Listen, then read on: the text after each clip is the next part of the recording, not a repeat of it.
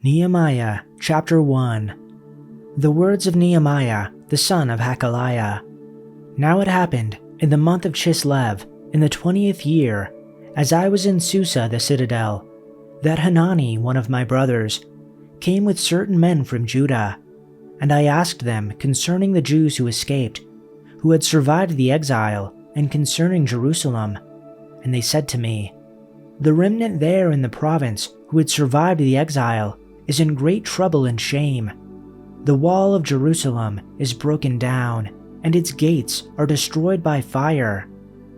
As soon as I heard these words, I sat down and wept and mourned for days, and I continued fasting and praying before the God of heaven. And I said, "O Lord God of heaven, the great and awesome God, who keeps covenant and steadfast love with those who love him and keep his commandments, let your ear be attentive and your eyes open to hear the prayer of your servant, that I now pray before you day and night for the people of Israel your servants, confessing the sins of the people of Israel, which we have sinned against you. Even I and my father's house have sinned. We have acted very corruptly against you, and have not kept the commandments, the statutes, and the rules that you commanded your servant Moses. Remember the word that you commanded your servant Moses, saying, 'If you are unfaithful, I will scatter you among the peoples. But if you return to me and keep my commandments and do them, though your outcasts are in the uttermost parts of heaven, from there I will gather them and bring them to the place that I have chosen, to make my name dwell there. They are your servants and your people, whom you have redeemed by your great power and by your strong hand. O Lord, let your ear be attentive to the prayer of your servant, and to the prayer of your servants who delight to fear your name, and give success to your servant today, and grant him mercy in the sight of this man." Now I was cupbearer to the king. Chapter 2.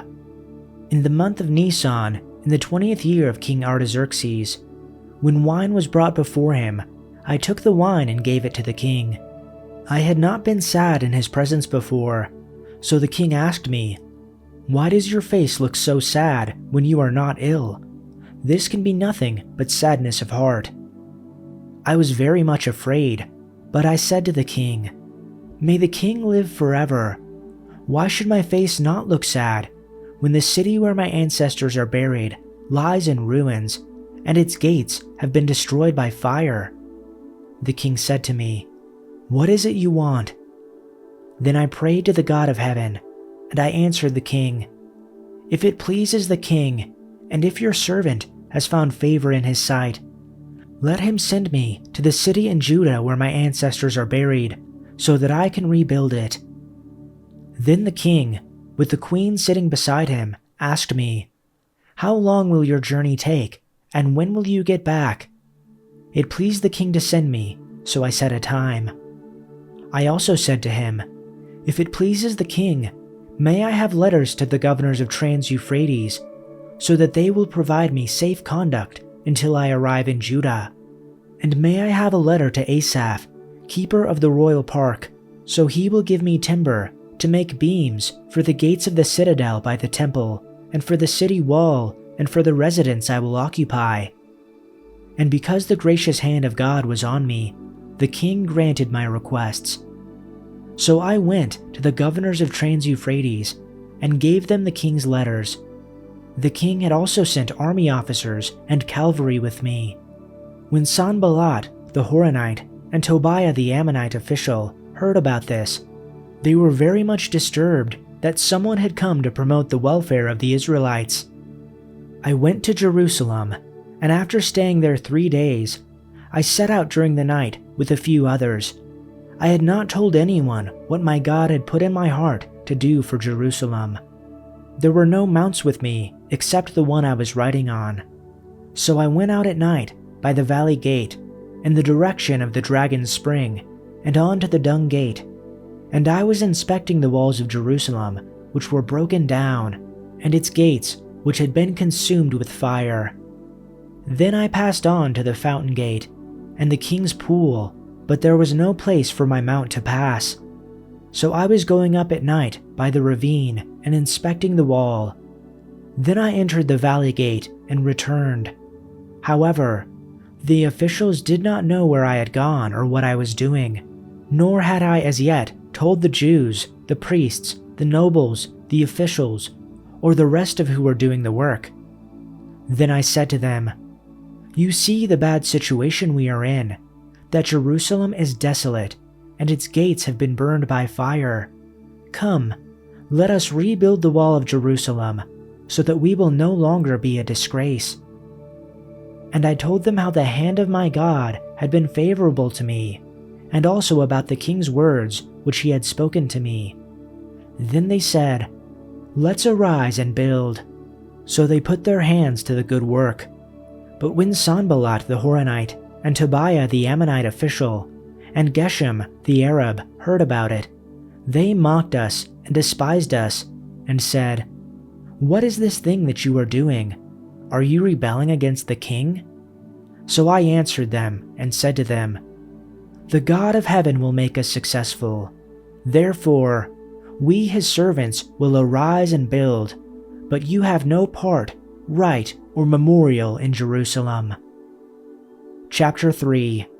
Then Eliashib the high priest arose with his brothers the priests and built the sheep gate. They consecrated it and installed its doors.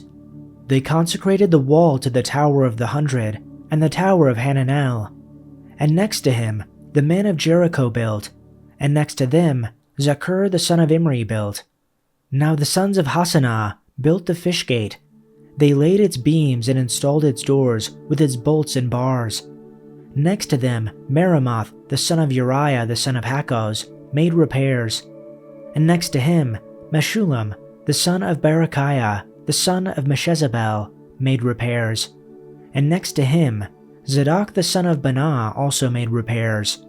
Moreover, next to him the Tekoites made repairs, but their nobles did not support the work of their masters. Now Joiada the son of Paseah and Meshullam the son of Besadiah repaired the ancient gate. They laid its beams and installed its doors with its bolts and its bars. Next to them Melatiah the Gibeonite and Jadon the Meronothite, the men of Gibeon and Mizpah, also made repairs for the official seat of the governor of the province beyond the Euphrates River. Next to him, Uzziel, the son of Harhiah, of the goldsmiths, made repairs. And next to him, Hananiah, one of the perfumers, made repairs. And they restored Jerusalem as far as the broad wall. And next to them, Rephaiah the son of Hur, the official of half the district of Jerusalem, made repairs. Next to them, Jediah the son of Harumath made repairs opposite his house. And next to him, Hattush, the son of Hashabniah, made repairs. Malchijah the son of Harim and Hashub the son of Pahath Moab repaired another section and the Tower of Furnaces. Next to him, Shallum the son of Halohesh, the official of half the district of Jerusalem, made repairs, he and his daughters. Hanun and the inhabitants of Zanoah repaired the valley gate. They built it and installed its doors with its bolts and its bars, and 1,000 cubits of the wall to the dung gate. And Malchijah the son of Rechab, the official of the district of Beth Hakerem, repaired the dung gate. He built it and installed its doors with its bolts and its bars. Shallum the son of Kol-Hoseh, the official of the district of Mizpah, repaired the fountain gate. He built it, made a roof for it, and installed its doors with its bolts and its bars, and the wall of the pool of Shelah at the king's garden, as far as the steps that descend from the city of David. After him, Nehemiah the son of Azbuk, official of half the district of Beth Zur, made repairs as far as a point opposite the tombs of David, and as far as the artificial pool and the house of the mighty men. After him, the Levites carried out repairs under Rehum the son of Bani. Next to him, Hashabiah, the official of half the district of Keilah, carried out repairs for his district. After him, Their brothers carried out repairs under Bavai, the son of Henadad, official of the other half of the district of Keilah, and next to him, Ezer, the son of Jeshua, the official of Mizpah, repaired another section in front of the ascent of the armory at the angle. After him, Baruch the son of Zabbai zealously repaired another section, from the angle to the doorway of the house of Eliashib the high priest. Meremoth, son of Uriah, and grandson of Hakkoz, rebuilt another section of the wall, extending from the door of Eliashib's house to the end of the house. The next repairs were made by the priests from the surrounding region. After them, Benjamin and Hashub repaired the section across from their house, and Azariah, son of Maaseiah, and grandson of Ananiah, repaired the section across from his house. Next was Benui, son of Henadad, who rebuilt another section of the wall, from Azariah's house to the angle and the corner. Palal, son of Uzai, carried on the work from a point opposite the angle and the tower that projects up from the king's upper house beside the court of the guard. Next to him were Pedaiah, son of Parash, with the temple servants living on the hill of Ophel, who repaired the wall as far as a point across from the water gate to the east and the projecting tower. Then came the people of Tekoa, who repaired another section across from the great projecting tower and over to the wall of Ophel. Above the horse gate, the priests repaired the wall. Each one repaired the section immediately across from his own house. Next, Zadok son of Immer also rebuilt the wall across from his own house, and beyond him was Shemaiah, son of Shechaniah, the gatekeeper of the east gate. Next, Hananiah, son of Shelemiah, and Hanun, the sixth son of Zalaph, repaired another section, while Meshullam, son of Berechiah, rebuilt the wall across from where he lived. Malchijah, one of the goldsmiths, repaired the wall as far as the housing for the temple servants and merchants, across from the inspection gate. Then he continued as far as the upper room at the corner. The other goldsmiths and merchants repaired the wall from that corner to the sheep gate.